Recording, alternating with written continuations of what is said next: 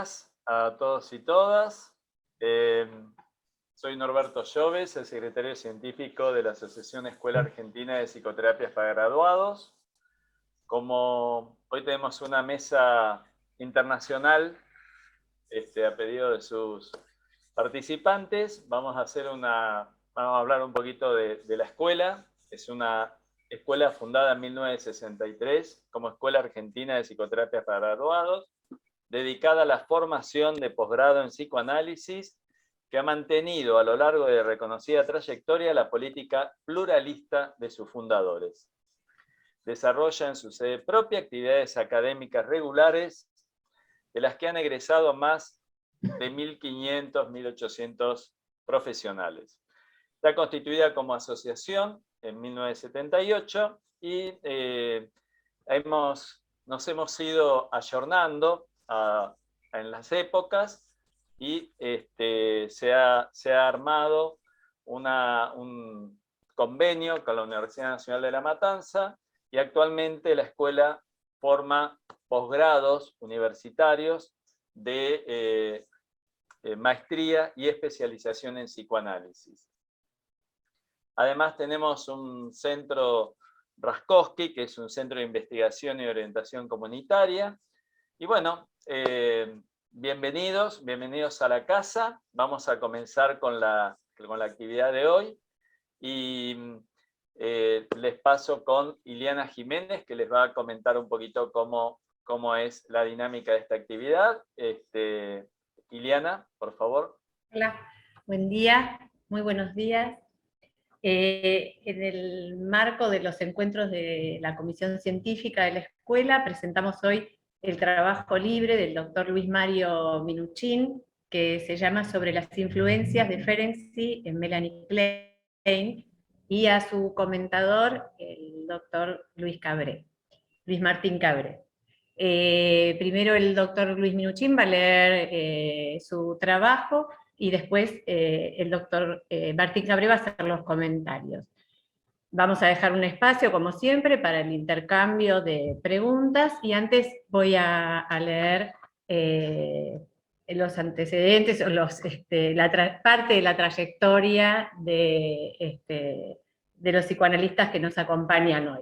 El doctor Luis Mario Minuchin es miembro titular con función didáctica de ABDEVA, full member de IPA, profesor titular de la Cátedra de Escuela Inglesa y de la especialización en adolescentes de la USAM, miembro plenario de la Asociación Escuela Argentina de Psicoterapia, nuestra escuela, profesor titular de la escuela en asociación con la Universidad de La Matanza, miembro de honor de la Asociación Psicoanalítica de Panamá, co-chair de IPA, autor del libro Introducción a los Seminarios de Melanie Klein, en colaboración con el doctor Horacio Echegoyen, autor del libro Consideraciones Clínicas y Teóricas en el Psicoanálisis, Diálogos íntimos entre arte y psicoanálisis, coordinador y director del ciclo de ópera y psicoanálisis de ABDEVA.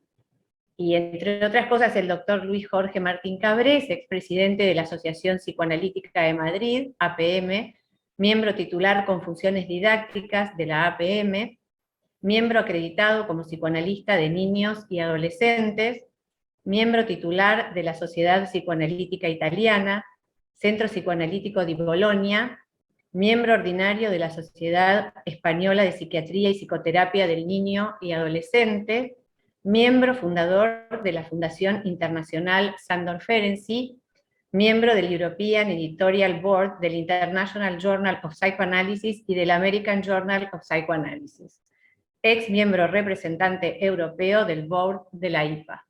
Bueno, entonces los dejo con el doctor Minuchin y su trabajo de hoy sobre las influencias de Ferenczi en Melanie Klein. Bueno, buenos días desde Buenos Aires, por lo menos. Un gusto estar con todos ustedes y ver tantas caras reconocidas, queridas, de tanto tiempo, y bueno, volverse a encontrar, aunque sea a través de este medio, ¿no?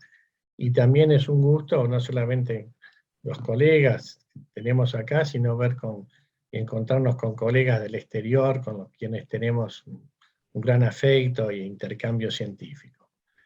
Bueno, Espero que sea de interés. Voy a tratar de leerles este capítulo.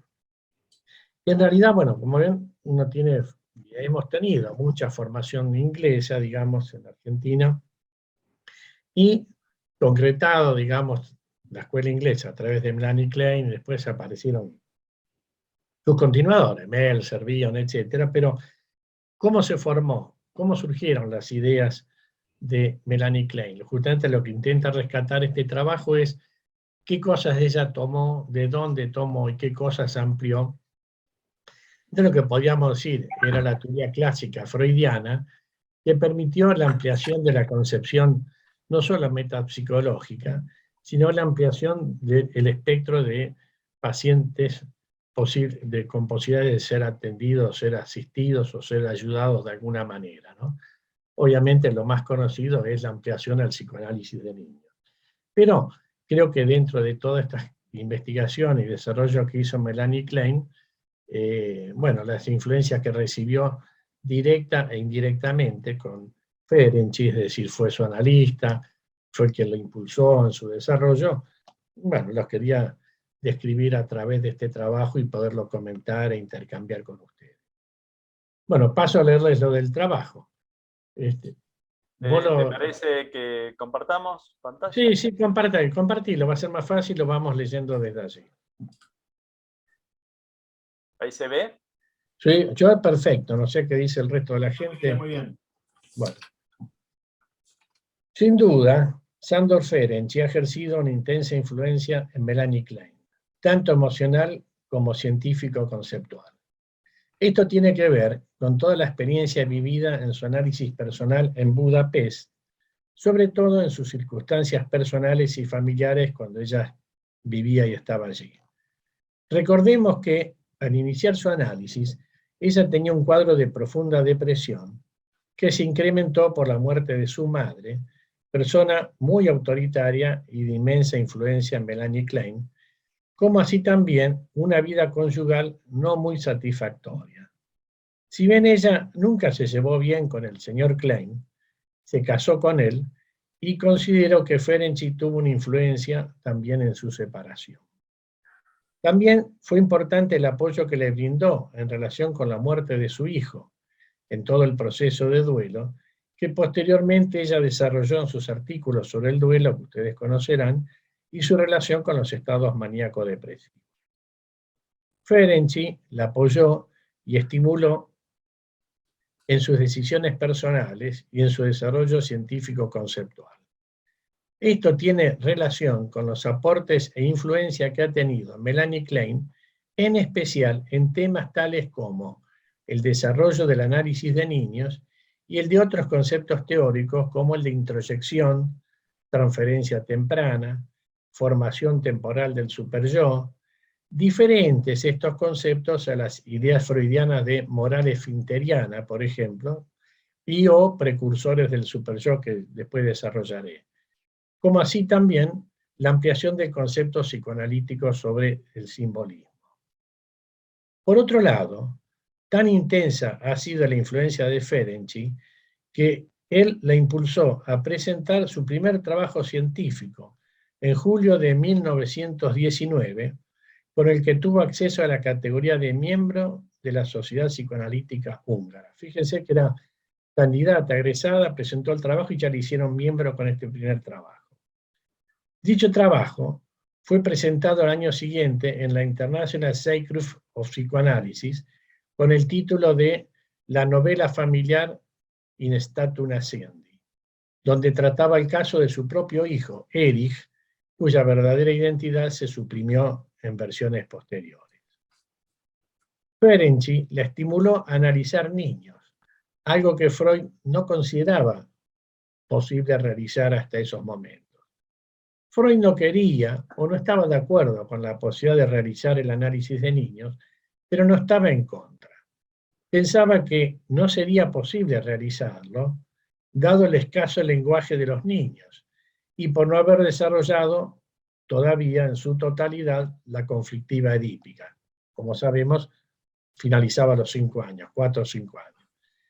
Melanie Klein se dio cuenta de que no necesitaban palabras los niños y que sus emociones y fantasías simbólicas se expresaban y se podían expresar a través del juego.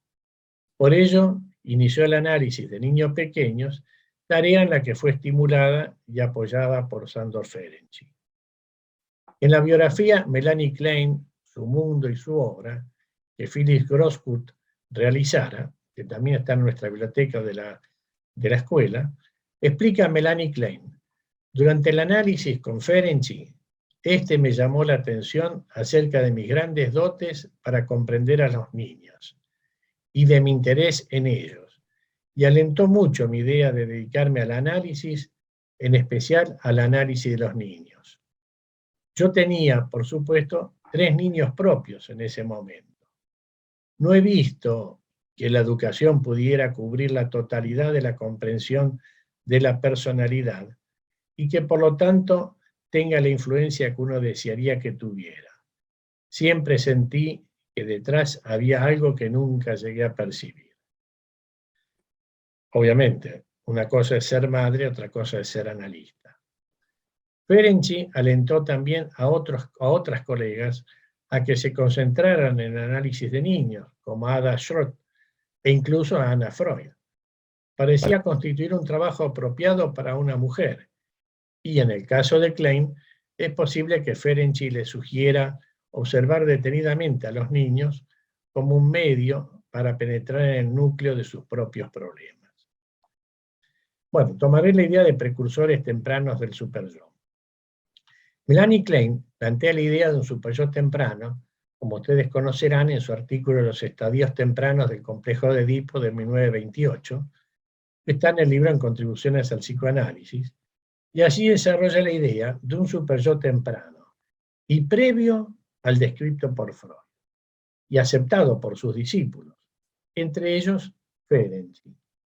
Ella plantea no solo la emergencia del complejo de Edipo en forma más precoz al establecido por Freud, sino la existencia de un sentimiento de culpa inconsciente en los niños a partir del primer año de vida. El que encuentra, y donde hacía las conclusiones conceptuales luego, en la clínica los veía expresado no solo por la culpa en sí mismo, sino por los accidentes que sufren los niños, ¿vieron? Golpes, caídas, etc. Es decir, que los sentimientos de culpa de los niños están ligados a la relación edípica con sus padres y a sus deseos de atacar a los mismos en coito, como una expresión de ese superyo temprano que produciría un sentimiento de culpa inconsciente. Ella dice, pero es frecuente ver que estos sentimientos de culpa juegan un gran papel en el aprendizaje del control esfinteriano, y podemos reconocer en ellos los principios del superyo, 1928. Ferenczi había hablado en su artículo Psicoanálisis de los hábitos sexuales, de 1925, que es anterior, de la moral esfinteriana. Y Melanie Klein lo retoma. Para Ferenczi, ampliando las concepciones freudianas, ¿no?, la moral esfinteriana la entendía como el precursor fisiológico, así apoyado en la anatomía, un precursor fisiológico del superyo. A esta postulación, los seguidores freudianos plantean que en realidad se trata de lo que denominan precursores del superyo, pero no la instancia misma. Podríamos pensar que lo que dice Melanie Klein es más psicoanalítico que fisiológico. Antes tenía que ver con los esfínteres que se van construyendo en los niños. Lo de Melanie Klein es más psicoanalítico que fisiológico. Esto lo comentaba Horacio Echegóyen. Aunque resulta obvio pensar que el control esfinteriano deja una marca muy grande en la moral del niño, dado que es la primera instrucción a la que es sometido. Klein veía las consecuencias del sentimiento inconsciente de culpa, no el sentimiento inconsciente. Ella lo veía en cómo, en golpes, en las caídas o las heridas de los niños, o también lo mismo en los castigos que se infringían a sí mismos. Para los seguidores freudianos, esto se trataba no de un superyo temprano, sino de lo que ellos llamaban precursores, es decir, con un sostén, una apoyatura biológica, como el control esfinteriano, que es anterior a la situación edípica y que no se puede transgredir sin consecuencias. De forma semejante, las instalaciones de los diques freudianos, que había descrito Freud, de las zonas erógenas, que no se los podrá transgredir sin el advenimiento de sentimientos de culpa, vergüenza, etc. Freud planteaba los diques, precursores fisiológicos, decíamos, podría tratar Ferenczi, y ella ya está hablando de esbozos o inicios de ese superyo. Es decir, que el malestar que siente un niño no proviene de la existencia de un superyo, para los freudianos, sino de la transgresión de alguno de dichos diques. Ya allí tenemos un desarrollo, pero en este sentido divergente. Es decir, la emergencia no solo del superyo, sino del complejo de Edipo, que Melanie Klein anticipa gradualmente, hasta llegar a plantear su emergencia en la segunda mitad del primer año de vida.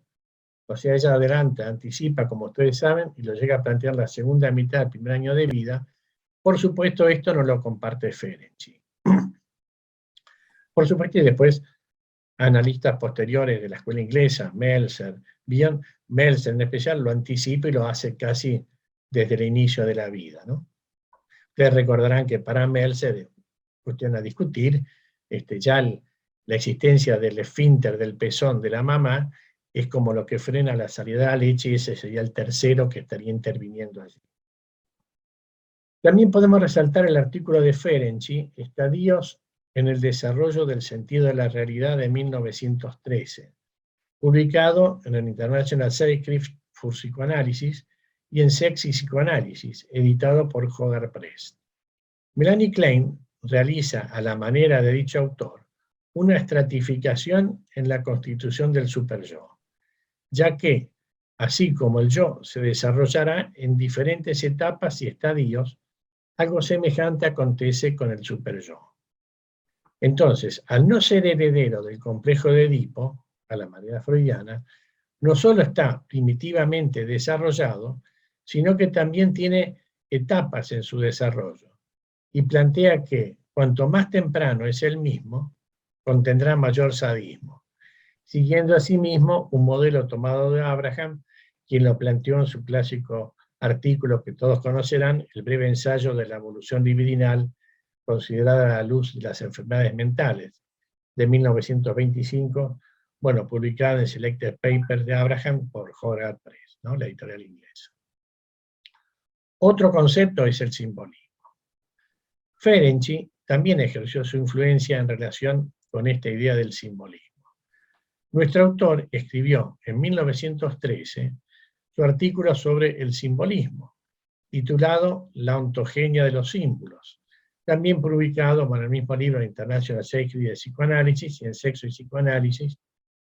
Ferenczi plantea, ampliando las ideas de Freud, para quien el símbolo era filogenético y limitado, acotado, que el simbolismo se da por identificación, decía Ferenczi, y que a diferencia de Freud, no es filogenético, sino ontogenético, es decir, una construcción del sujeto.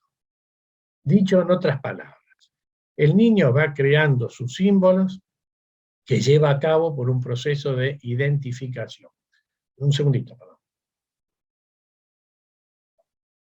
O sea, el niño va creando sus símbolos que lleva a cabo, repito, por un proceso de identificación. Lo realiza a través de una equiparación de los órganos propios con los objetos que encuentra en el exterior. Básicamente está el cuerpo de la madre como comparación, pero ese no es el objeto. Entonces plantea que el niño equipara el propio cuerpo u órganos de su cuerpo con órganos exteriores, y en base a ese proceso de identificación va formando una cadena simbólica. En ese momento plantea que los símbolos, para Ferenczi, son muy acotados.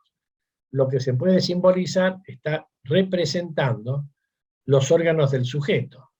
O sea, la anatomía en su totalidad o aspectos del cuerpo, como así también las relaciones cosanguíneas, es decir, las relaciones vinculares familiares. Ernest Jones toma las ideas de Ferenczi y dice que el principio del placer hace posible esta ecuación. Se equipara, por el propio interés del principio del placer, una parte del propio cuerpo con un objeto externo y afirma entonces que ese simbolismo será la base de toda sublimación. Melanie Klein toma estas ideas, las amplía y las enriquece al plantear que el simbolismo no es algo filogenético ni ontogenético, sino que es una creación individual del sujeto y que es múltiple, o sea que todo podrá ser simbolizado a través de un mecanismo de identificación y que es propio, creativo, individual de cada sujeto. Ella dice, a través de la identificación, el niño que desea destruir los órganos, pene, vagina, pecho, comienza a temer a estos últimos. Esta angustia contribuye a que equipare dichos órganos con otras cosas, y debido a esa equiparación se van convirtiendo en objetos de angustia. Entonces el niño se siente impulsado constantemente a hacer nuevas ecuaciones simbólicas que constituyen la base de su interés de los nuevos objetos y así del simbolismo. Esto en su artículo de importancia de la formación de símbolos de 1928. Entonces equipara como creación propia y permanente el propio cuerpo con objetos externos. Y en esa equiparación va desplazando a otros objetos y va produciendo la formación de distintos símbolos. Esto es lo que afirmaba Ernest Jones en Teoría del Simbolismo, que tenemos en la escuela una ficha de este trabajo de Jones muy interesante, el de Papers en Psicoanálisis, bueno, ya reimpreso.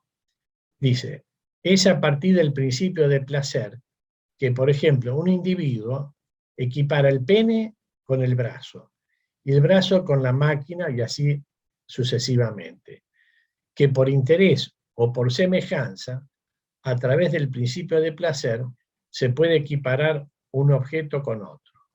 Es decir, por semejanza, dado que el pene, por su forma, se asemejaría a un brazo. Entonces, por el principio de placer, le es más cómodo al sujeto pensar en función del brazo que en función del pene. Como todavía la cadena de significante o de desplazamiento es muy directa, puede ir desplazando posteriormente del brazo a otro objeto externo, por ejemplo el brazo puede ser un paraguas, y luego a un avión, y así sucesivamente. No quiero pensar que pueden sentir los que tienen fobia al avión, ¿no? A volar, imagínense. Es decir, el sujeto realiza la comparación entre algo propio del propio cuerpo y un objeto externo por semejanza, y eso le dará a la libido del sujeto un cierto placer. Y aunque le genere angustia, huirá y de alguna manera irá buscando nuevos objetos a simbolizar, dada la angustia que le inunda. Para Melanie Klein es la angustia la que permite desplazar y crear símbolos. Esto sería muy parecido al mecanismo de una fobia. Si bien el mecanismo es semejante, en la angustia de la fobia, lo que la determina es la represión. Es decir, el objeto del deseo original está reprimido. En cambio, en esta concepción, es decir, en la simbolización, se produce un desplazamiento de algo que está representando a otra cosa, pero que no está reprimida, sino que lo está representando. Esta es la riqueza, como uno puede entonces funcionar con muchos objetos que están representando aspectos del inconsciente que como son símbolos no serían conflictivos.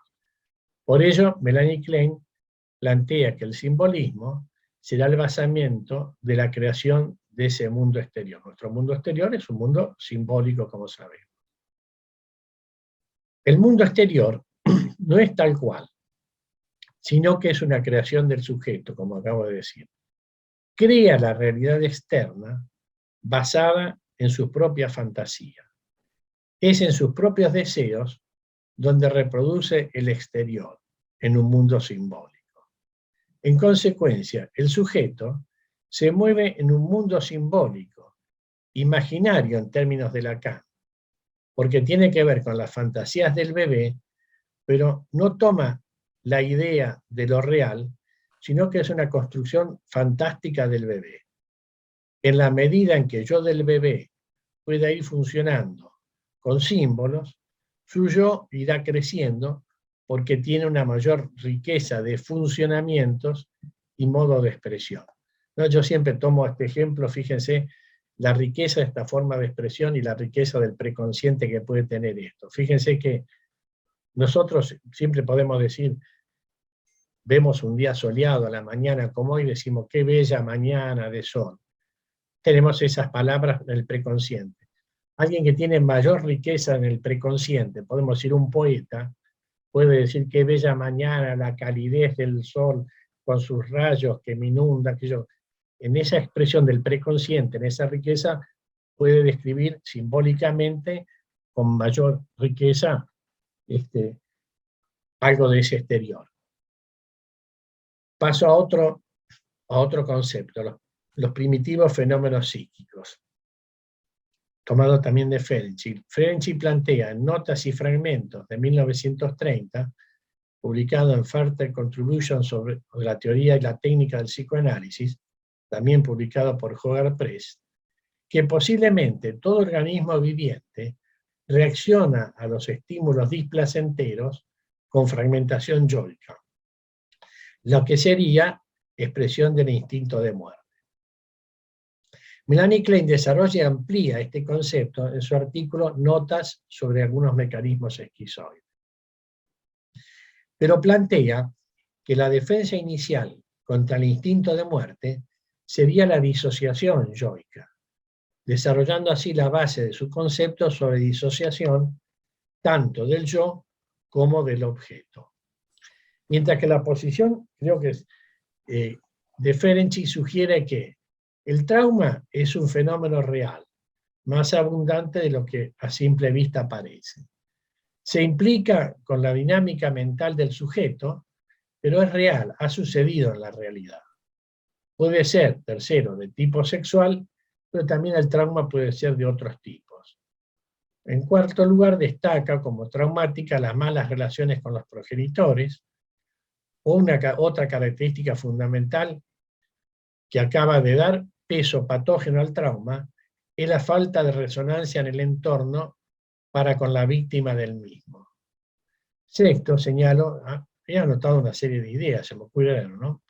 Las consecuencias del trauma afectan profundamente la estructuración de la psiquis y quizás del soma del sujeto.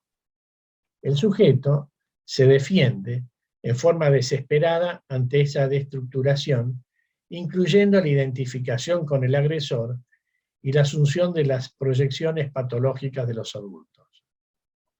El analista puede retraumatizar a su paciente, creo, si no es capaz de establecer una relación diferente con él mismo. Por ejemplo, cuando no reconoce la verdad de sus acertos, o permite que el paciente se identifique con sus defectos. En 1927, en su trabajo Adaptación de la familia al niño, Ferenczi apunta lo patógeno que puede haber en muchas ocasiones en las relaciones entre padres e hijos. Comienza Ferenczi lanzando un velado reproche a la comunidad psicoanalítica cuando señala que ésta se ocupa solo de la adaptación del niño a la familia y no de la familia al niño, y sugiere que el psicoanálisis debe esforzarse en comprender mejor a los niños, a los que, dicho sea de paso, tanto debe la psicología. Para Ferenczi, los niños se encuentran, al ser atendidos por sus padres, con una dificultad. Estos han olvidado su propia infancia. Los padres ni la recuerdan ni la comprenden, y esta falta de comprensión de su propia infancia es el principal obstáculo que impide a los padres, en ocasiones, no siempre, por supuesto, comprender las cuestiones esenciales de la educación. Ferenczi sabe que el olvido, la amnesia infantil, no es superable. Pero para suplir este déficit propone algo así como ponerse en el lugar del niño. El psicoanalista, años más tarde, se pondría, en el sentido figurado, mediante la empatía, y también el literal, mediante el análisis mutuo. En el lugar del paciente, propone tratar de ver el mundo con los ojos y la mente de un niño. Desde este punto de vista, puede considerar que aspectos como el destete, el aprendizaje esfinteriano, la represión de la masturbación o el propio crecimiento pueden constituirse en traumatismos si el instinto de los padres falla en su adecuado acompañamiento.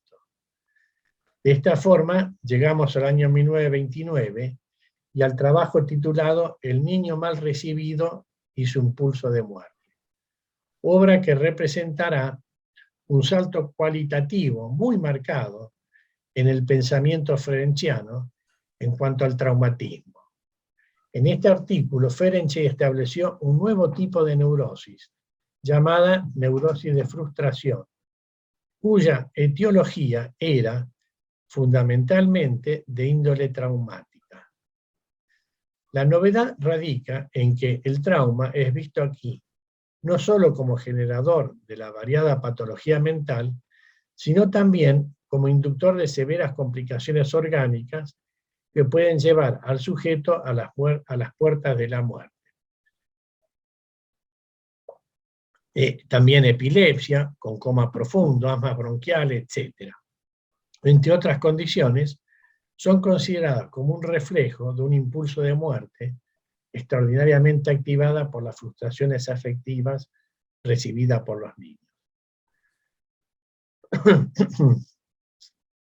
Dice, al nacer, ambos pacientes fueron huéspedes no queridos en la familia. Uno, por ser el 10º hijo de una madre sobrecargada de trabajo, y el otro porque descendía de un padre afectado por una enfermedad mortal que efectivamente murió poco después. Todos los indicios confirman que ambos niños captaron perfectamente los signos conscientes e inconscientes de aversión o de impaciencia de la madre, y que su voluntad de vivir quedó destrozada por motivos futiles durante su vida posterior. Se suscitaba en ellos la voluntad de morir, incluso cuando estaba compensada por una fuerte tendencia de voluntad. Ferenczi, eso es en 1929. Ferenczi ya no vacilará en lo más mínimo, creo. Del traumatismo hace responsable a los adultos, no a los factores intrapsíquicos. Dice, tras haber concedido toda la atención precisa a la actividad fantasiosa en cuanto a factor patógeno, me he ocupado en estos últimos tiempos, cada vez con más frecuencia, al traumatismo patógeno propiamente dicho, no la actividad fantasiosa.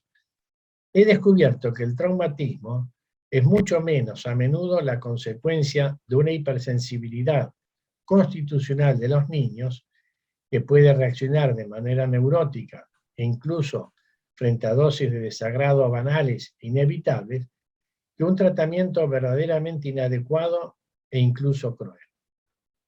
Las fantasías histéricas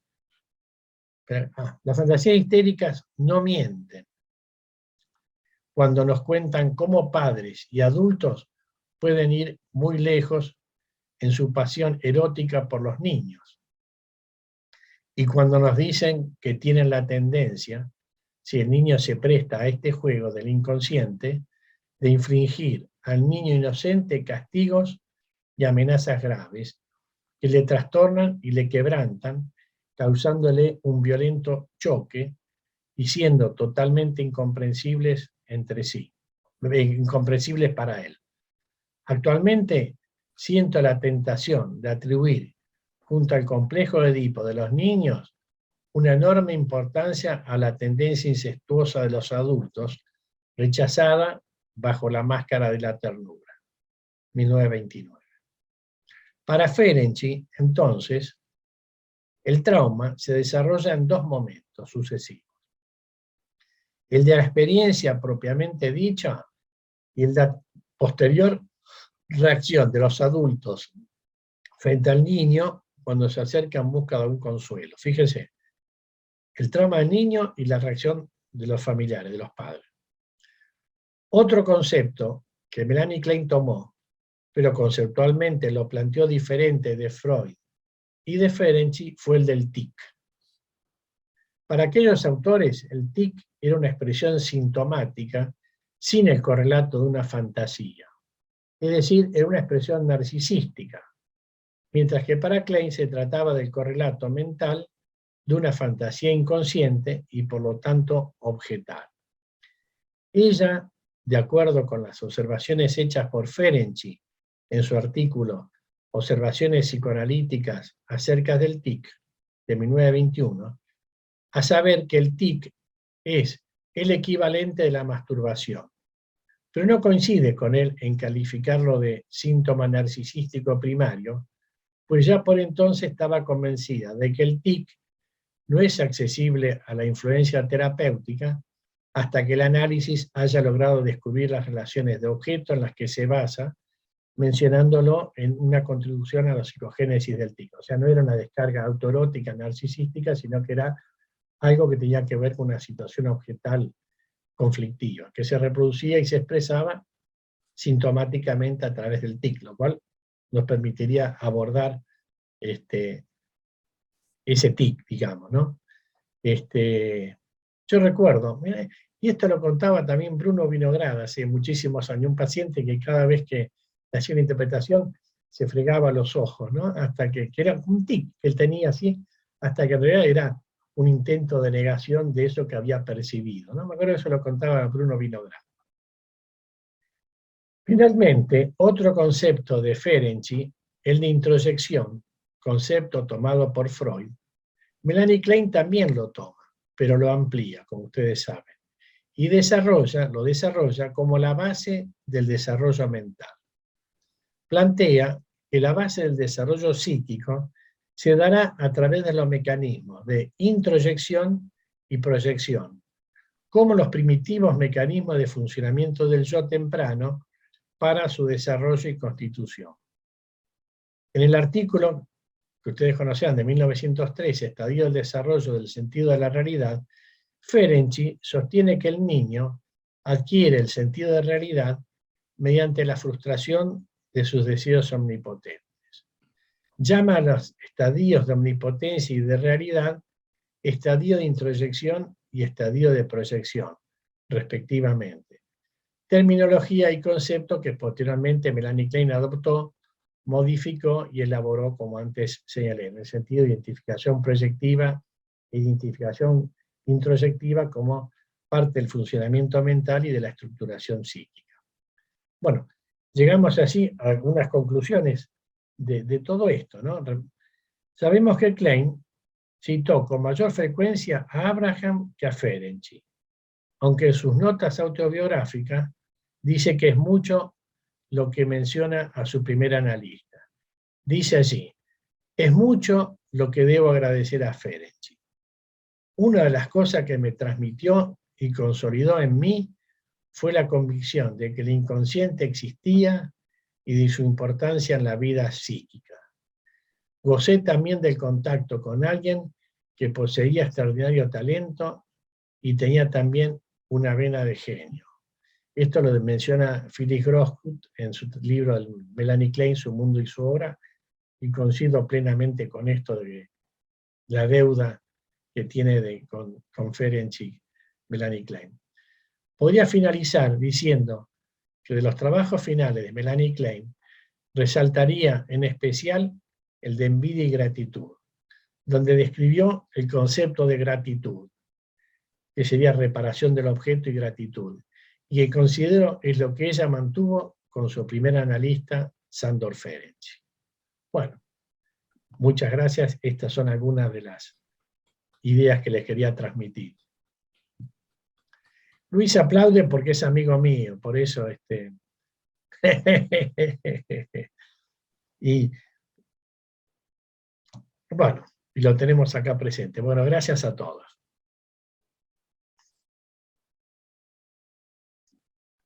Liliana está silenciada.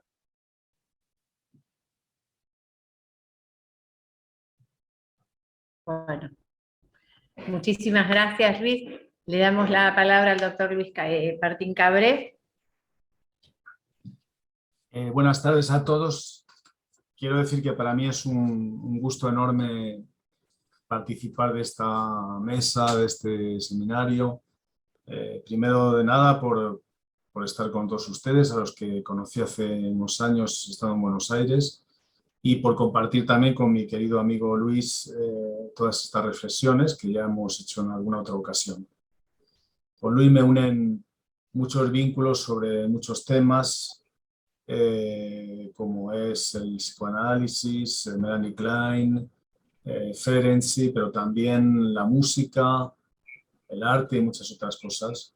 Y también el contacto con amigos queridos, como fueron Horacio Echegoyen y sobre todo Pedro Boschan, con quien tuve una profunda amistad.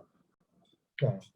Bueno, hablar de todo este tema enorme que es la relación la influencia entre Ferenczi y Melanie Klein es un tema muy arduo, muy complejo, pero voy a elegir 2 o 3 ítems para luego dar pie a la discusión entre todos.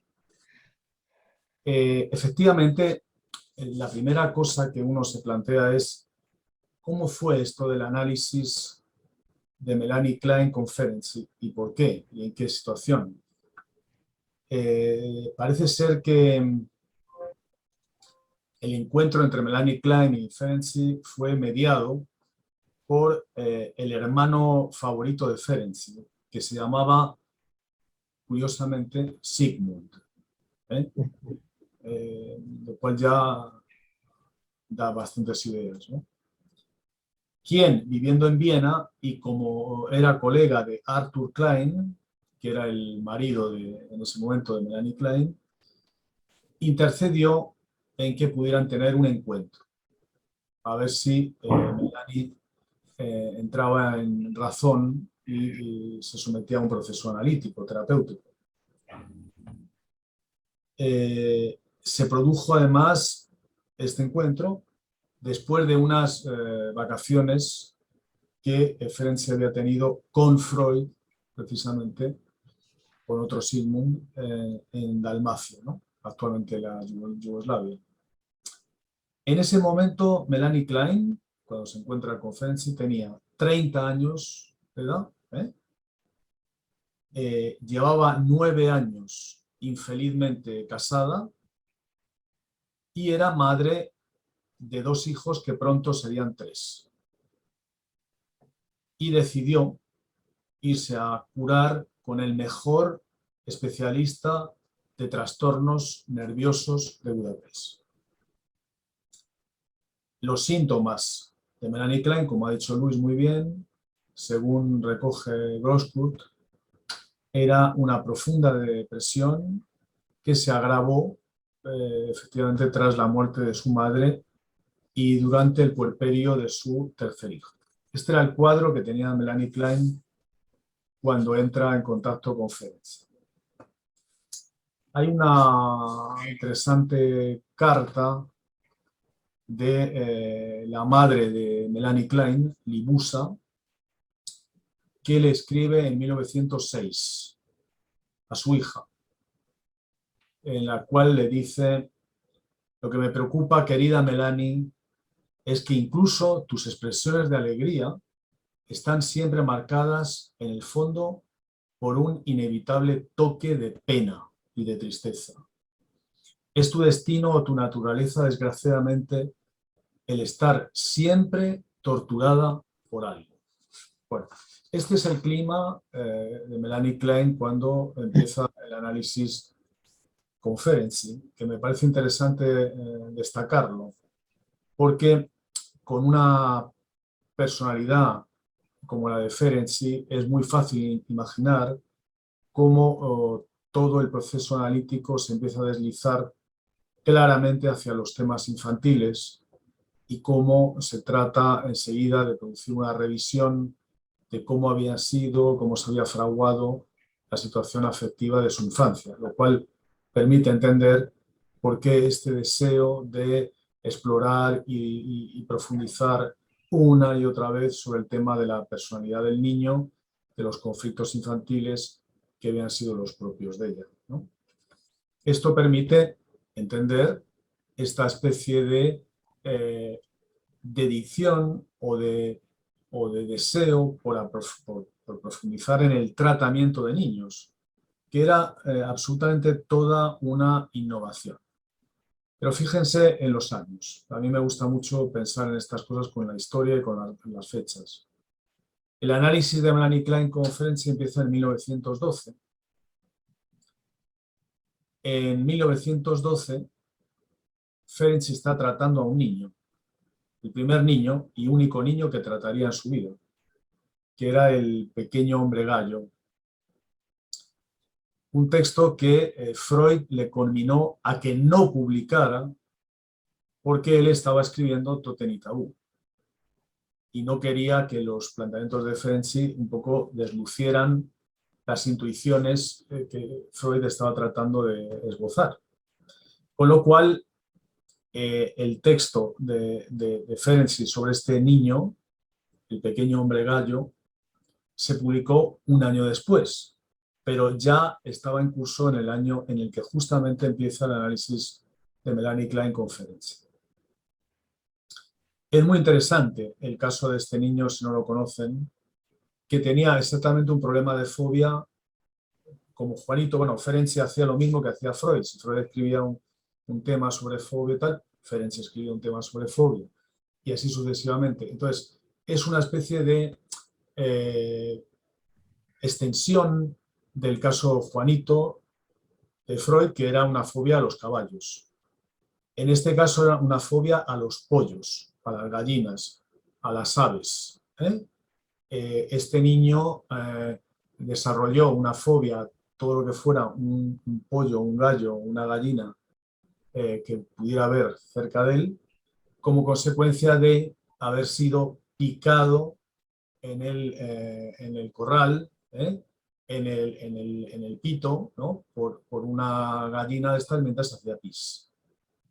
Así que hay una marca ahí ya traumática. Entonces él desarrolla una especie de repertorio casi alucinatorio en la que él imagina que mata y corta la cabeza a muchos pollos que gritan y tal. Bueno, esto le hacía prácticamente imposible el estar en momentos de tranquilidad. Así que Ferenczi le trató y entendió que la ventaja de poder aplicar el psicoanálisis a los niños era inmensa y que descubrir la mente del niño era algo que para un analista debía ser casi una cualidad indispensable. Entonces, no es muy difícil pensar cómo Melanie Klein fuera influida y animada por esta manera de plantear las cosas en concomitancia con esta experiencia clínica que tuvo Ferenczi. Bueno, voy a dejar todo este tema que me parece interesante como para referirme a algunos conceptos, ¿no? que me parece que fueron motivo de un desarrollo, ¿no? en el planteamiento de Melanie Klein. Uno, desde luego, es el concepto de introyección. Como ha dicho Luis,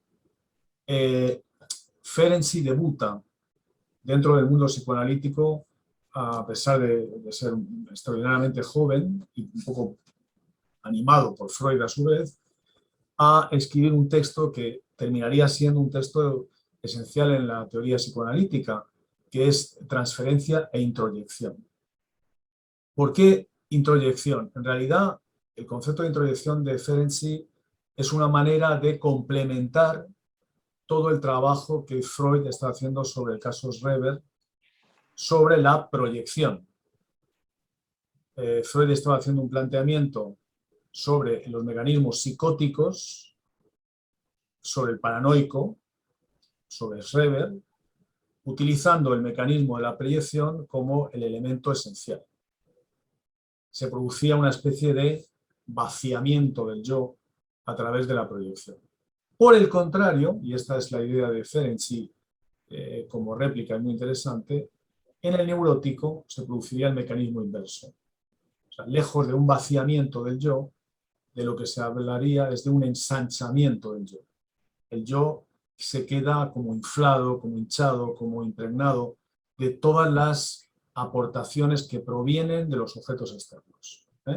Y entonces la situación del neurótico se va a determinar en función de todas estas inmersiones de los objetos externos dentro de la esfera del yo. Bueno, es un mecanismo interesante porque evidentemente esta introyección la conecta con lo que es el mecanismo transferencial y de alguna forma define cómo la situación analítica está inevitablemente unida a los procesos transferenciales.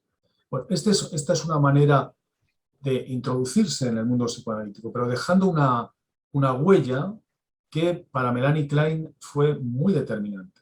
El concepto de introyección fue un concepto que ella mantuvo siempre en la recámara preparado para ser utilizado. Yo fui alumno y supervisé durante muchos años con León y con Rebecca Greenberg cuando vivían aquí en Madrid y puedo asegurarles que eran los teóricos por excelencia de todos los mecanismos de la identificación proyectiva y de la identificación introyectiva y de alguna manera, para mi sorpresa, defendían como una aportación esencial la figura de Ferenczi, que para esa época era bastante novedoso. Entendían en las operaciones de Ferenczi un precursor realmente notable. Bueno, de esto de la introyección se derivan evidentemente otros temas, como yo creo que es el concepto de lo infantil. Esto que ha dicho Luis antes, que me parece muy, muy importante. A ver, Ferenczi fue capaz de desarrollar no solamente una serie de teorías, sino también un estilo terapéutico. Un estilo terapéutico que se podría denominar un estilo materno. Y eso se inspiraba en la concepción que había sobre lo infantil. Yo creo que hay una concepción distinta entre Freud y Ferenczi sobre el niño. El niño freudiano es distinto del niño ferenciano, como también del niño anafreudiano y del niño winnicottiano, pero básicamente la diferencia entre el niño de Freud y el niño de Ferenczi es que mientras para Freud el niño queda como un poquito alejado, como si se tratara de algo inaccesible, a lo que se llega con una serie de dificultades, para Ferenczi el niño es el objeto en sí mismo. Se trata de algo a lo que hay que abordar, en lo que hay que profundizar, o sí, para poder conseguir entrar en contacto empáticamente con las emociones y los afectos más profundos del paciente. Entonces, desde esa perspectiva, lo infantil de Ferenczi marca también, como decía, un estilo materno, donde él, de alguna forma, en la relación analista-paciente, sitúa fundamentalmente una actitud de acogida, de contención, de ofrecimiento de un espacio psíquico que permita una experiencia humana en la cual se pueda producir una escucha respetuosa y profunda. Entonces, eso es el estilo que yo pienso que marcó. Bueno, hay otra serie de cuestiones y voy a ser lo más rápido posible porque, claro, otro tema fundamental es que a partir de la segunda tópica freudiana, a partir de 1920, a partir de más allá del principio del placer y el yo y el ello, en la que Freud descompone de alguna forma o pone en discusión todo el aparataje de la primera tópica y la sustituye por una segunda donde en vez de consciente, inconsciente y preconsciente aparece yo, ello y superyo, se plantea de forma tremenda el problema de los afectos. Los afectos, que hasta ese momento habían sido conscientes. Hay un texto fantástico, yo creo pionero, en el psicoanálisis, que es Perspectivas en Psicoanálisis, que escribieron Ferenczi y Otto Rank juntos, donde plantean y acentúan claramente la importancia de los afectos, pero los afectos inconscientes. Y es ahí donde voy con lo de Luis, cuando hablaba del sentimiento de culpa inconsciente. Claro, es que Freud había hablado de que había, además del ello y además del superyo, un yo, pero que tenía una parte inconsciente. No era solamente la conciencia. Tenía una parte inconsciente, como el superyo también tenía una parte inconsciente. Y esa parte inconsciente del superyo tiene que ver con el sentimiento de culpa inconsciente. Y fíjense cómo todas estas nociones de alguna forma son absorbidas también por Melanie Klein y por todos los primeros andamiajes que está fabricando. Pero bueno, a donde voy y donde quiero poner mi énfasis, bueno, parte de lo que dijo de los tics, Luis también me parece interesante, los tics son, él lo llamaba una especie de histeria del yo. Es una histeria narcisista, es una situación donde aparece por vez primera la herida narcisista y cómo el tic lo resuelve, puesto que el cuerpo toma la palabra. Pero bueno, voy a lo que me parece fundamental de Ferenczi como aportación, que es su teoría sobre el traumatismo. También hay una aportación muy importante sobre la regresión, sobre la contratransferencia, pero hay una aportación fundamental que es sobre el traumatismo. Pero a diferencia de un poco la idea, que un poco también Luis dijo, de que Ferenczi planteaba que el trauma era un tema de la realidad. Sí, es verdad, es un tema de la realidad, pero lo más importante del trauma estriba en que afecta a dos mecanismos fundamentales, que son los procesos identificatorios y la escisión del yo. La verdadera aportación de Ferenczi en el trauma es que algo afecta profundamente el proceso identificatorio. Evidentemente, habla de la identificación con el agresor o de la introyección del agresor, como se quiera. Pero, además, también existe la introyección del sentimiento de culpa del agresor. Ahora, quizá el aspecto más novedoso está en el aspecto de la disociación y de la escisión del yo. Fíjense que si hay una cuestión esencial en Melanie Klein es el tema de la identificación proyectiva. Pero para que haya una identificación proyectiva tiene que haber primero una escisión. Tiene que haber un proceso de escisión. Entonces, el planteamiento de Ferenczi, y por eso me parece que se puede establecer esta conexión, está en que el aspecto del trauma produce inevitablemente una escisión del yo. Hay una parte del yo que queda escindida y vive como si no perteneciera más al psiquismo al que pertenece. Es como una parte que quedara, en verdad, anestesiada, escindida. Él habla de un concepto que se llama autotomía, que significa automutilación. Es como una parte que queda mutilada, excluida de la esfera del yo. Este aspecto es muy, muy importante, porque yo siempre he pensado que tras la muerte de Ferenczi, que ocurrió en 1933, el diálogo con Freud siguió. Y siguió después de su muerte. Y es como si Freud le hubiera contestado a estas intuiciones de Ferenczi a través de 4 obras, que fueron, en mi opinión, fantásticas. Moisés y la religión monoteísta, donde habla del trauma. Análisis terminable e interminable, donde habla de Ferenczi desde la A hasta la Z.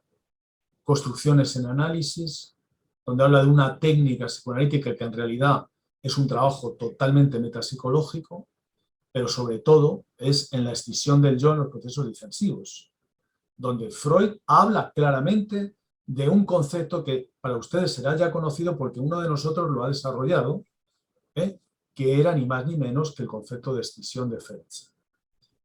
Ahora, fíjense, Freud habla de Spaltung en alemán, de la Ich-Spaltung. Y Ferenczi, curiosamente, que hablaba en alemán, escribía en alemán, habla de splitting. Es interesante pensar por qué Freud habla en alemán, en la Ich-Spaltung, que hay como una parte del yo que no sabe, pero la otra parte sabe que no lo sabe, del splitting, que tiene más que ver con la idea de una fragmentación, de una atomización, de una escisión múltiple, ¿no? Donde no se trata de un mecanismo de defensa, sino de un mecanismo de supervivencia. En eso recae, digamos, el acento más importante de la idea del trauma defensivo. Y, por supuesto, la idea del desmentido, de la Verleugnung, de la desmentida, que es en realidad lo que termina configurando una situación traumática. Toda esa situación puede ser más o menos tolerable hasta que, en el fondo, el niño, o quien es objeto de un abuso, es desmentido por la persona que le agrede. Es decir, ni siquiera existe la posibilidad de pensar ni de hablar. ¿Sí? La palabra que le queda arrebatada. Ahí es donde reside, yo creo, el núcleo esencial del proceso. Entonces, ¿por qué rescato esta idea? Porque creo que la idea de la identificación proyectiva de Melanie Klein, que desarrolló en 1946 en Nota de los mecanismos esquizoides, se había fraguado de alguna manera también en esta teoría sobre el trauma, pero en estos mecanismos que digo. Y hay un concepto que está en el diario clínico, que me parece que viene muy a cuenta, que es la noción del bebé sabio, ¿no? Que fíjense que es una noción que está reflejada en el cuento de Saint-Exupéry, el Principito, ¿no? Donde hay ¿cómo se llama? Un piloto que está en el desierto, perdido, cercano a la muerte, y cuando ya no tiene nada que hacer, aparece un principito, ¿verdad? Un niño pequeñito de otro planeta y trae consigo las claves para poderle hacer sobrevivir. También el concepto de Orfa, que es una cosa basada en Orfeo y Eurídice, de una especie de ángel de la guarda que acude en defensa del yo, como una especie de pulsión de vida que aparece para rescatar y para ayudar al yo. Bueno, pues esos mecanismos, el bebé sabio o bien Orfa, tienen mucho que ver con esa parte de el yo que se inscribe, que penetra dentro de otro para producir y suscitar en él una situación de ayuda. En el mecanismo de la identificación proyectiva que hace Klein, por ejemplo, de la madre, que de alguna forma percibe las sensaciones del bebé, cuando una mujer que a lo mejor nunca ha sido capaz ni de despertarse aunque caigan bombas, y que si el niño bebé mueve un dedito en la cuna, la madre se despierta y dice el niño necesita en este momento no sé qué, y acierta, ese mecanismo de identificación proyectiva es exactamente la descripción que Ferenczi hace de lo que es esto del bebé sabio o de lo que es este instinto de Orfa, solo que planteado de una forma posiblemente mucho más simplificada o más elemental. Bueno, son muchísimas las cosas que se pueden decir. A mí es un tema que me apasiona y me voy a parar aquí, pero bueno, quiero felicitar a Luis porque como siempre ha hecho un trabajo enciclopédico, completo, absolutamente lleno de capítulos, de características, de elementos que hacen todos juntos, dando un conjunto del problema muy, muy completo y muy profundo. Así que bueno, me paro aquí. Muchísimas gracias. Hay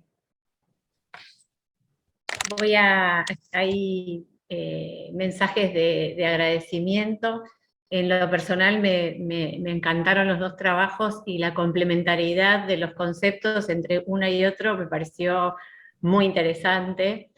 No sé, Luis, si vos querés ahora contestar alguno de los planteos de diferencias que hacía el doctor Martín Cabré, o empiezo con las preguntas.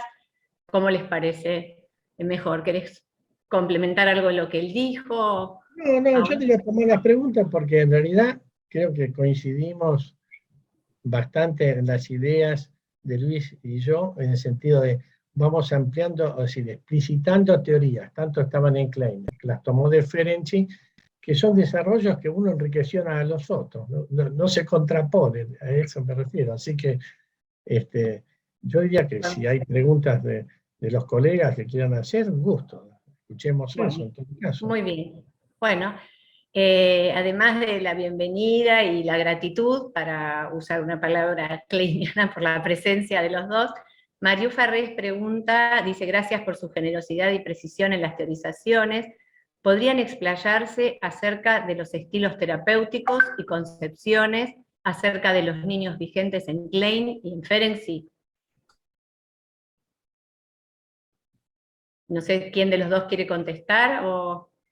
No entendí bien la pregunta, perdón. La repito. ¿Explayarse?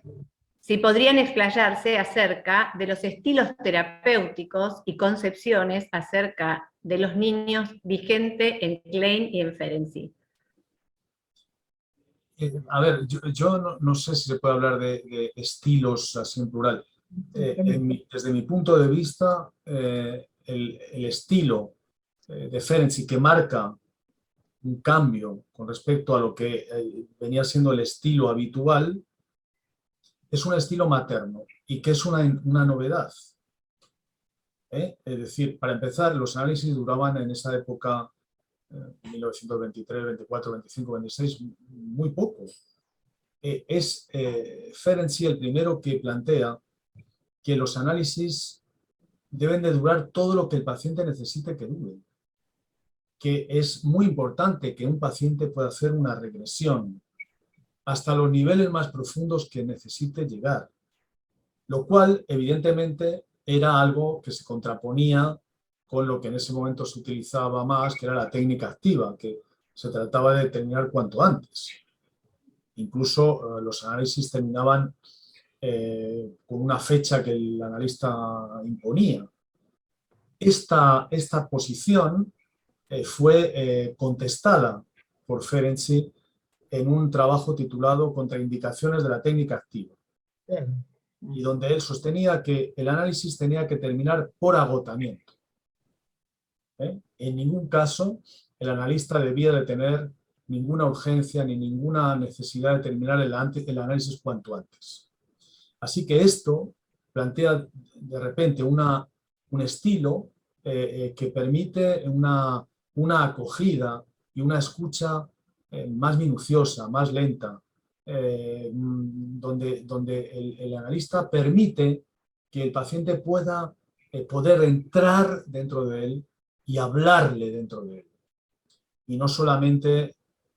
claro, esto va unido a una cuestión muy importante, que es algo que tiene que ver con Ferenczi, que él planteaba, que era la humildad. El analista tiene que saber que no sabe, tiene que soportar que no sabe. Porque el analista que sabe demasiado puede ser un analista que puede producir una situación muy traumática en el paciente. Esto lo vemos todavía hoy. Pero claro, eran planteamientos como muy valientes, muy radicales. El analista tenía que ser humilde y tenía que ser paciente. Y fíjense que lo digo con todas las de la ley y con toda la segunda intención. Tenía que ser paciente porque tenía paciencia, pero tenía que ser paciente porque se tenía que analizar. Y es ahí donde empezó el tema de la segunda regla fundamental. Para poder ser analista, el analista tiene que someterse a sí mismo a un proceso analítico. Esto hoy lo damos por descontado, pero en aquella época era totalmente novedoso. Claro. Tengo entendido que había una... Ferenczi decía que había una diferencia de posición entre él y Freud, que Freud estaba abocado a investigar y por eso hacía cortos sus análisis, y que en cambio la postura de Ferenczi era más clínica y tenía como el acento puesto en acompañar al paciente. Yo les quería preguntar si ustedes, en relación a la contratransferencia, tengo entendido que Ferenczi plantea muy claramente como una comprensión o una apertura a la crítica de la persona que el paciente puede hacer del analista, ¿no? Y esto me da la sensación de que hace absolutamente un cambio de postura en el curso de los análisis, ¿no? No sé si quieren agregar algo en relación a la transferencia y contratransferencia. Liliana, antes de contestar esta pregunta, lo que vamos a hacer es, hay una persona que quiere hacer una pregunta también en forma oral, Beba. No sé si ustedes quieren contestar esta pregunta a Liliana o dejamos que también Beba haga su pregunta, y si alguien quiere que les levantemos el micrófono, nos piden con una manito y lo vemos. Está bien, que plantee Beba y yo después quisiera responder algunas cosas. Adelante. Beba, te escuchamos. Sí, bueno, muchísimas gracias. Primero, antes que nada, quiero agradecer a Luis, que el trabajo fue fantástico. Yo pensaba que abre puertas, yo creo que abre portones con todas las cosas que hay para investigar y para seguir estudiando y para seguir conectando. Y a Luis Cabret, una participación extraordinaria.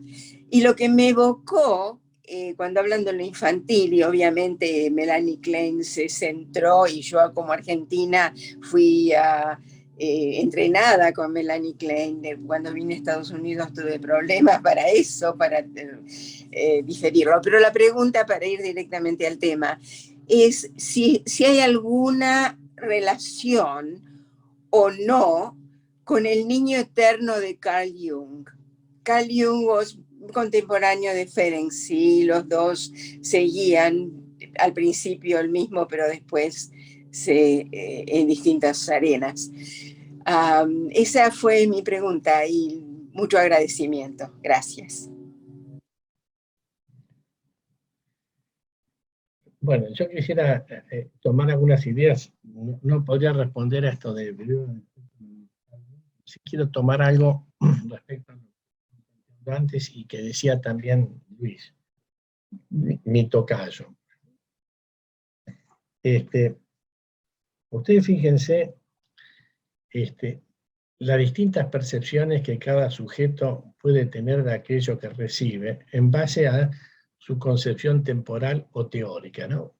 Debe hacer una interpretación que tiene que ver. Luis, cuando comenzó su charla, dijo buenas tardes. Para nosotros, desde este otro lado de los pacientes, decimos buenos días acá. Estamos hablando de la misma hora, pero para él es a la tarde y para nosotros es a la mañana.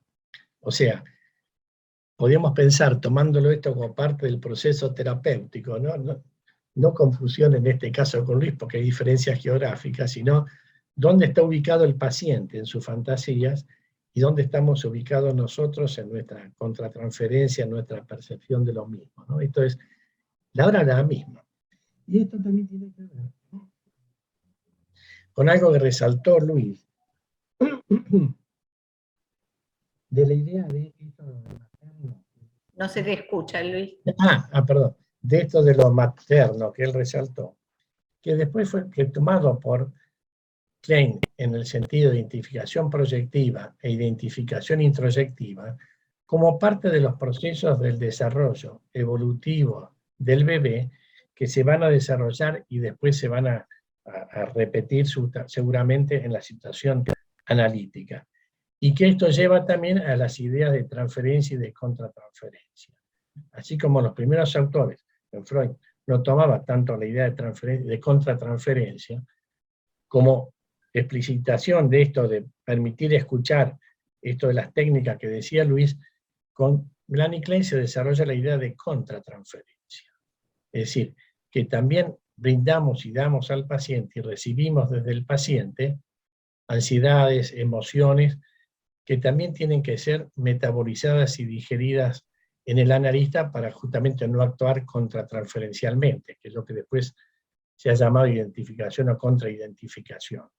O sea, la idea de, y esto hace también a que no hay una técnica activa, sino que esta idea de la apertura, de poder escuchar y poder recibir, como un pecho materno, todas aquellas situaciones que se van dando en el proceso terapéutico. Y esto también lo quiero decir, ahí no lo menciono tanto, pero en diferencia, Ferenczi lo toma, Klein lo toma aún más, en relación a cuándo se establece la transferencia en un proceso terapéutico, ¿no? Es decir, fíjense que en esta idea de relación de objeto tardío en Freud, hasta que no se construye el preconsciente, que se construye tardíamente, las palabras van a aparecer mucho más tardías en la comprensión. En la idea de una construcción más temprana y más primitiva, la idea de contratransferencia y de transferencia es mucho más precoz, más temprana, y yo diría que para un analista freudiano tiene que esperar que se construya, surja esa transferencia para poderle interpretar al paciente, o sea, tener una representación inconsciente al paciente del objeto analista, mientras que en estas situaciones que plantea Melanie Klein, en tanto la comunicación se da a través del proceso de transferencia y también que esto implica la contratransferencia, esto da la posibilidad del acceso temprano, o sea, de la interpretación temprana en un vínculo. Que hay un vínculo que es temprano, que es primitivo, y que se puede interpretar desde la primera entrevista, digamos, de la primera sesión. Y fíjense que también después cómo se puede desarrollar a partir de esto de como una concepción en la transferencia. ¿Cómo se puede dar una preconcepción acerca de la contratransferencia? Y fíjense que todos creo que tenemos preconcepciones acerca de, yo no lo digo esto en relación a analista, pero cuando nosotros vamos a cualquier médico que nos quiere que tenemos que atender, ¿no? Un médico clínico, un cardiólogo, una muchacha, un ginecólogo, todos tenemos una preconcepción acerca de ese objeto médico, ¿no? Todo, supongo, todo, digamos, me comprenderá este médico, me atenderá, la muchacha, supongo, van al ginecólogo, será muy bruto, será suave, ¿cómo será? Es decir, tenemos una preconcepción que la proyectamos y la ponemos en la consulta, que tiene que ver con la estructuración con la que ya venimos armados en nosotros, a partir de nuestra estructuración temprana, de preconcepciones que se van a confirmar o no.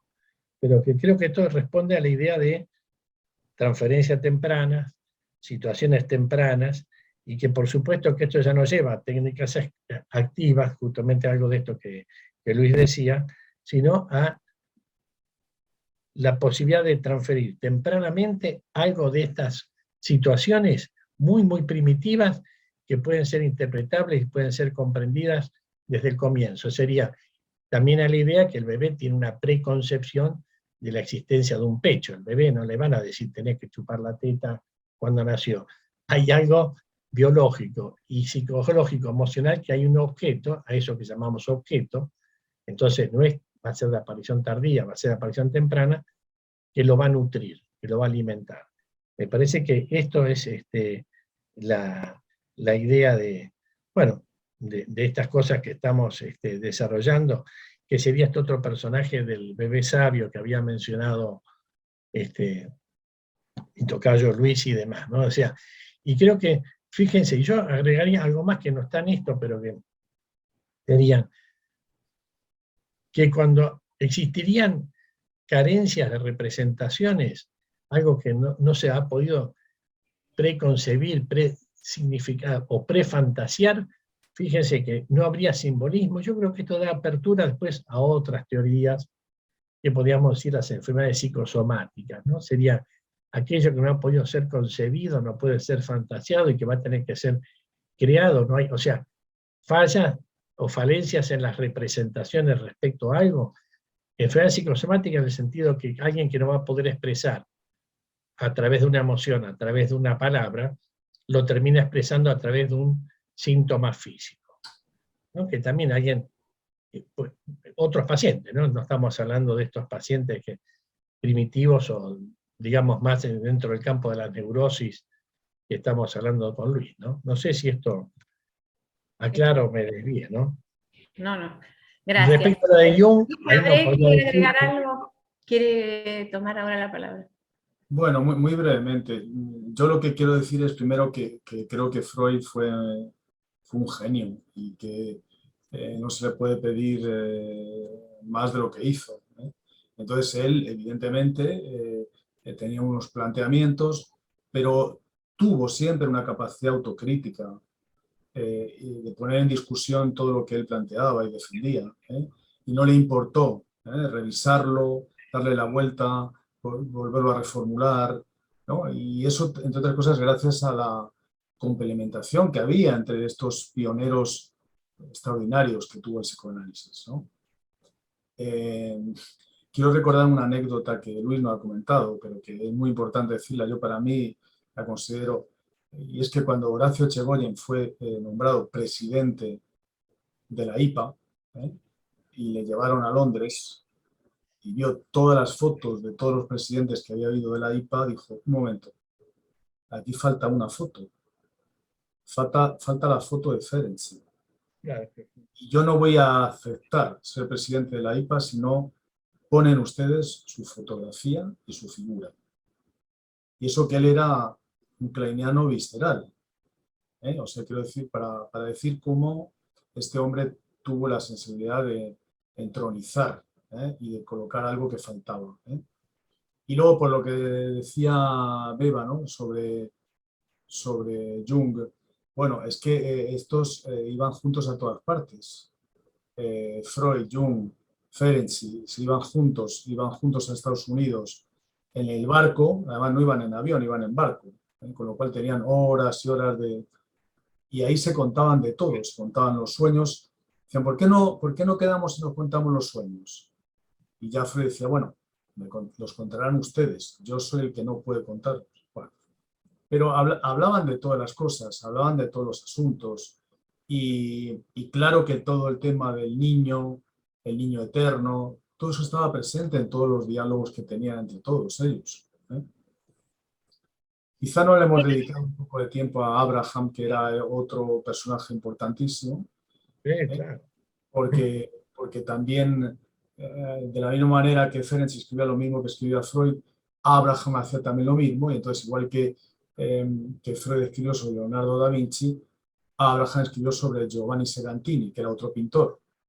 Entonces, es interesante porque este Giovanni Segantini, que había sido un niño huérfano, esto pintaba solo paisajes y paisajes y paisajes y paisajes, hasta que de repente escribe un cuadro, pinta un cuadro que se llama Las malas madres, que son madres que son castigadas por haber abandonado a sus hijos. Quiero decir, ¿hay alguna relación tal vez con la influencia que todo eso tuvo en Melanie Klein acerca de todo el tema del pecho malo y el aspecto persecutorio, ¿no? Bueno, lo digo también porque son todo influencias recíprocas. Luis, hay dos preguntas más, si quieren las puedo ir incluyendo. Norberto Lloves pregunta: la idea del abordaje de lo infantil en Ferenczi, ¿cómo se articula con la atemporalidad del inconsciente? ¿Se entendió? Te lo dejo a ti, Luis, eso.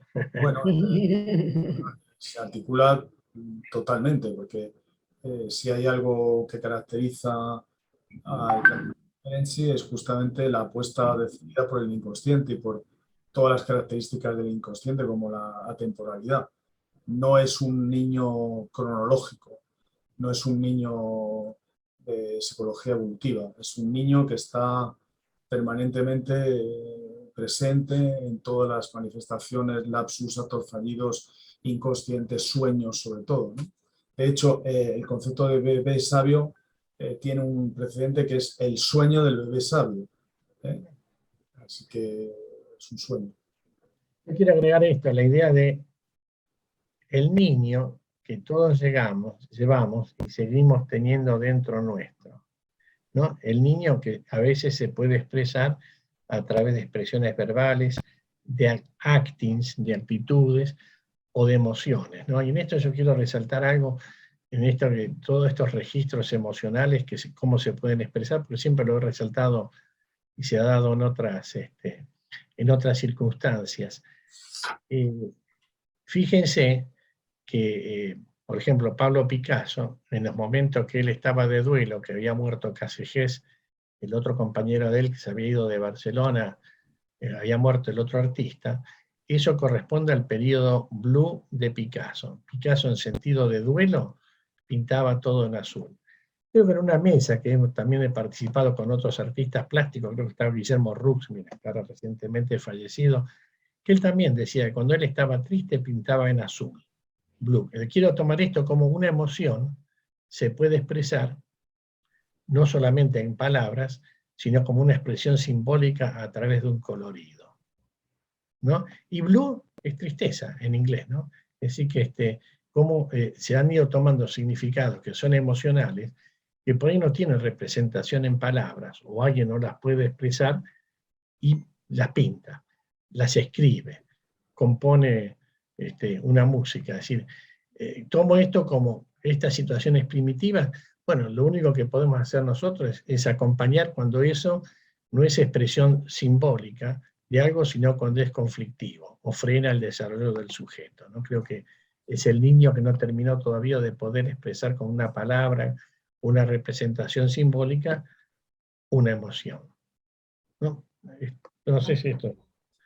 ¿Podemos leer algunas preguntas más? María Ferrer. ¿Perdón? Que no, pero que se ha equivocado la hora. ¿Qué hora? A las 7:15. Sí. Es que estoy ya con... Usted tiene que retirarse ahora, nosotros estamos todavía con 20 minutos por delante. Perdón, yo le dije que era hasta en horarios nuestros, hasta las de 11 a 12:30, en horarios de Argentina, digamos, no sabía que... No, esa está en punto. No, pero esperar un poquito más. ¿Puede quedarse un poquito más? Muchísimas gracias. Bueno, voy leyendo algunas preguntas más o comentarios. María Farrés nos dice si podrían contarnos más sobre el lugar de la frustración en la obra de Ferenczi. Parece ser bastante diferente de la lectura freudiana. Joaquín nos dice muchas gracias, Luis Minuchin, muchas gracias Luis Cabré, muy enriquecedoras y esclarecedoras vuestras exposiciones. Nos ubican y nos reactualizan en ideas y procesos que siguen vigentes en esta posmodernidad líquida. Y José Cernadas dice, en los inicios, el tratamiento con niños ha tenido controversias en cuanto a cuestionarse si es posible el análisis de niños, en cuanto a que el peligro era encontrarse con los contenidos inconscientes que podrían dañar el psiquismo infantil, entendido como aparato psíquico inmaduro. Podemos suponer que las teorizaciones kleinianas de un superyo temprano, de un complejo de Edipo desde los inicios, fue una manera de acercarlo a su abordaje por el psicoanálisis. De hecho, Klein interpretaba a los niños a modo adulto, si bien tomó el juego como expresión principal del lenguaje del niño, de su decir. Muchas gracias por los trabajos que han sido de una gran riqueza histórica del psicoanálisis y sus conceptualizaciones. No sé si quieren hacer algún comentario, que relea alguna pregunta.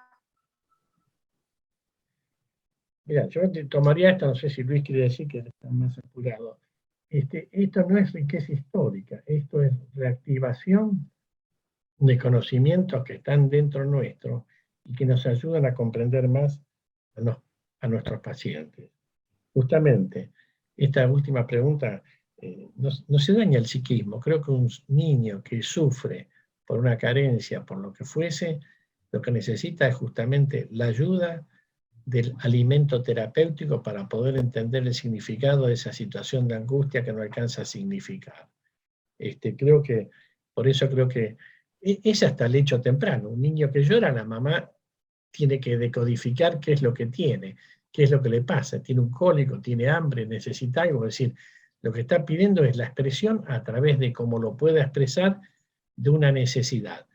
La tarea de la mamá analista es tratar de decodificar cuál es esa necesidad del bebé paciente para devolvérselo de forma que pueda ser digerida, metabolizada en la mente de ese paciente bebé, ¿no? Creo que esto es lo que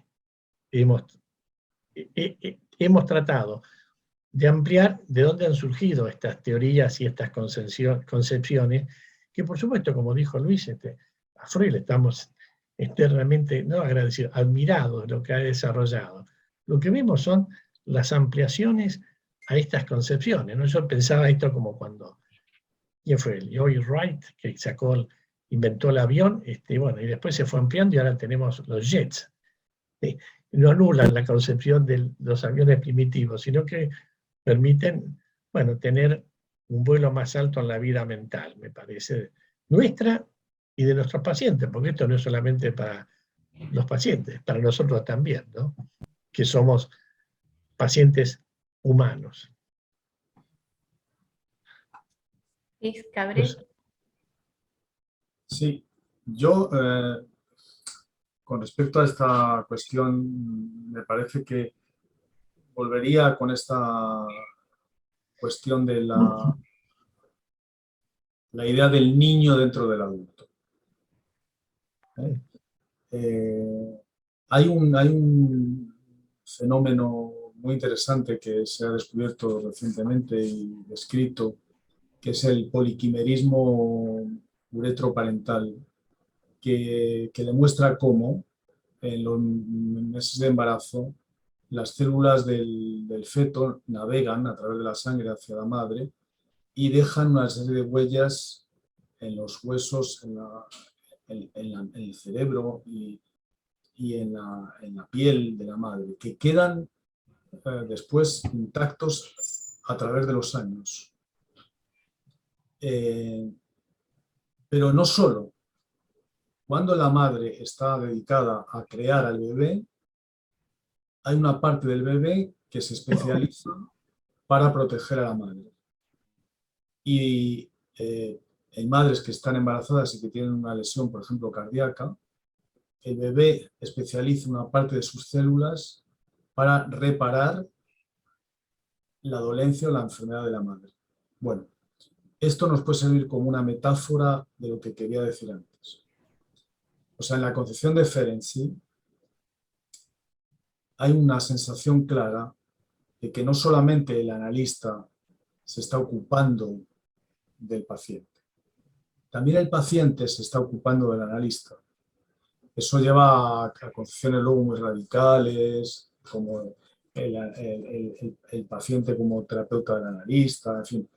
Pero si se habló antes de la contratransferencia, si pensamos en toda la aportación de Racker, que es un analista que en Argentina es, no sé, el pan nuestro de cada día, esa concepción, si la analizamos con mucha precisión, todo el tema de la contratransferencia concordante, complementaria, de Racker, y se lee con atención, verán que tiene una enorme influencia de todo lo que plantea Ferenczi sobre la contratransferencia. Que es una concepción valiente, es una concepción novedosa, es una concepción fresca, que abre las puertas de una concepción del análisis diferente.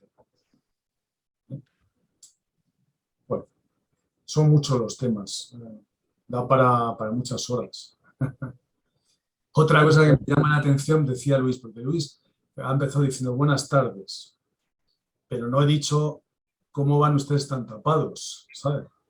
Que estamos aquí a 41 grados y van con jerseys. Bueno, esa es la contratransferencia más fría la que tenemos nosotros. Tenemos acá 10 grados tenemos.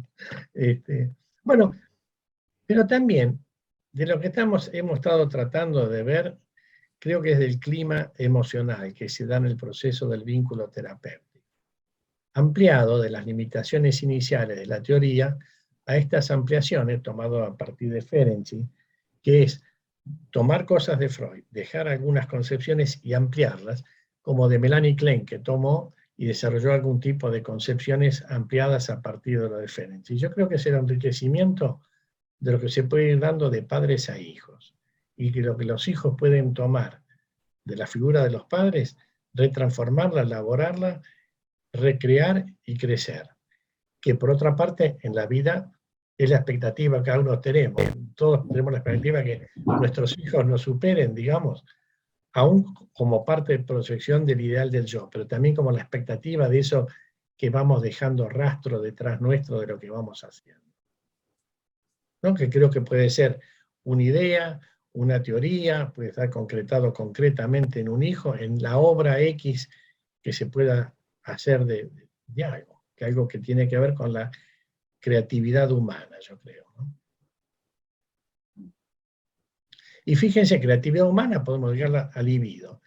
Y también está la destructividad humana, ¿no? Tomemos ahora la guerra, el descongelamiento de los polos, bueno, todo lo que es también la descarga casi no simbolizada de la destructividad humana, ¿no? Y tenemos que entender que contenemos ambas facetas, ¿no? Pero que ambas se tienen que, ¿cómo le diría?, ejercer adecuadamente, ¿no? Es decir, conjugadamente, lo más conjugado posible, ¿no? Yo siempre digo que para comer un churrasco que nos gusta, que nos trae libido, tenemos que atacar con sadismo y destruirlo y cortar el churrasco y lo tenemos que masticar, triturarlo.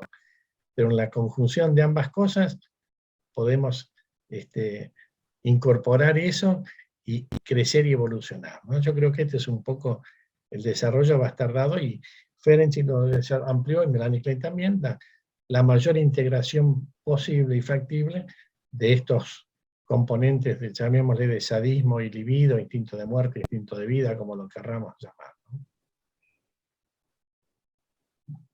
Y para ser cirujano también hace falta ser sádico. Sí, claro, sí. Claro. Pero ahí está, pero transformado justamente en esto que veíamos tanto de Ferenczi como de Klein, de la simbolización. El cirujano no está atacando y matando el pecho de la madre, sino que está reparando a través de la agresión eso que está contenido en el paciente, digamos, ¿no? Y ni qué no hablar en la vida erótica, ¿no? Si un sujeto masculino, un hombre, reprime el sadismo, no puede penetrar a una mujer, hace una impotencia, ¿no? Digamos, síntomas físicos.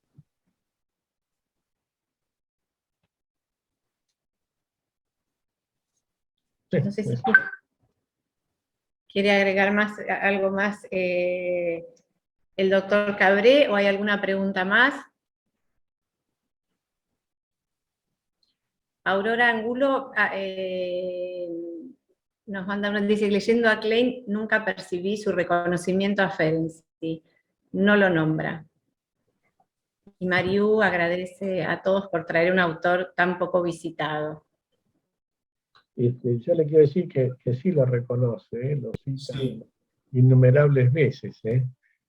Como decía mi autor, como decía Ferenczi, lo cita en múltiples trabajos, ¿no? Ampliando sus concepciones, ¿no? Por eso tratamos de resaltar algunas de estas cosas, y por eso les decía al final, tomando de envidia y gratitud, la gratitud es ese reconocimiento a aquello que Ferenczi la impulsó en su propio desarrollo, y en la comprensión y elaboración de duelos de la muerte de su hijo, ¿no? Y de sus numerosos duelos posteriores. Y también eso, ¿no? En una nota autobiográfica, Melanie Klein dice: le debo mucho a Ferenczi. Lo que me hizo comprender y que desarrolló en mí es la convicción en la existencia del inconsciente y de su importancia en la vida psíquica. Tuve también el placer de estar en contacto con alguien excepcionalmente dotado. Tenía algo genial. Durante mi análisis, Ferenczi mostró gran interés y las dotes reales que poseía para comprender a los niños. Ferenczi apoyó sin reserva mi propósito de consagrarme al análisis y en especial al psicoanálisis de niños. Eso lo hizo tal vez. ¿Dónde estaba Nos Luis? quedan unos minutos. Notas Luis, nos quedan Una unos cosita minutos. que quería agregar solamente de esto que acaba de leer Luis Cabré, que en Análisis Terminable e Interminable, que justamente es uno de los textos que vos planteás, Luis, que sería el aporte, daría cuenta del aporte de Ferenczi a Freud. Freud plantea que la función que tiene el análisis del analista justamente es esa, la convicción de la existencia del inconsciente. Que esa sería la meta del análisis del analista, ¿no? Bueno, nos quedan unos poquitos minutos, no sé si Luis Minuchin y Luis Cabré quieren ir cerrando y después No, hacemos... yo solo les agradezco a todos que hayan podido... Primero a Luis, ¿no? Me lo he tenido que traer desde Madrid, Miren, yo creo que ha tenido que dejar de ver al Real Madrid, que él es apasionado. Ha terminado la liga. Él es apasionado del pecho de la madre por sus conflictos inconscientes y lo liga al pecho de la madre al Real Madrid, con lo cual lo he tenido que traer de allá. Le agradezco a él la colaboración, el interés y la ayuda, y yo a ustedes también, el interés que han podido, si esto les ha sido de interés, que han podido participar, y la cuestión es, si con esto estimula el crecimiento de un bebé pensamiento, que haga crecer estas ideas, contradictorias, complejas, como los bebés, nos dan alegrías y nos hacen sufrir también los bebés, como todas las teorías, y que solo es una ampliación más de teorías sobre teorías, que lo importante de esto es las aplicaciones que podemos hacer de esto nosotros y en nuestros pacientes. Solamente eso, y gracias a todos por habernos escuchado, ¿no? Habernos aguantado también. A ti, Luis. Lo que podemos hacer es permitir que los participantes reactiven su audio y de esa manera aplaudir a esta mesa tan interesante. Todos pueden activar su audio. Muchas gracias a ambos Luises. Muchas gracias. Muchas gracias. Muchas gracias. Yo les agradezco que sí lo hayan podido escuchar y que después les sirva de utilidad en la práctica, que los ayude a pensar. Lo cual también, ayudarlos a pensar todo esto va a ser motivo de conflicto. Hay que pensar, cambiar, rever ideas, ampliarlas.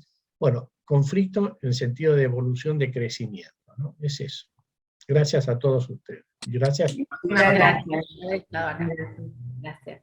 Bueno, vamos cerrando, deteniendo la grabación. Chao.